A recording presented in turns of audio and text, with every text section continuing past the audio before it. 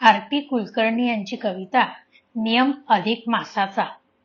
पटलं तरच मोबाईल जरा बाजूला न पुस्तक ठेवू हाताला. अधिकाचा हा नियम दुसरा तिसरा कशाला. मोबाईल जरूर पाहू, आधी 10 पाने वाचू. जमेल जरूर जमेल, करून तर पाहू.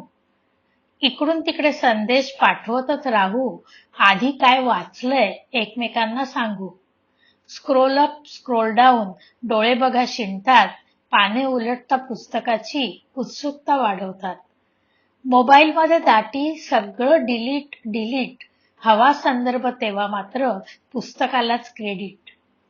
4G 5G भले अपडेट ठेवतात, नवनवीन लेखक तरी कुठे मागे पडतात.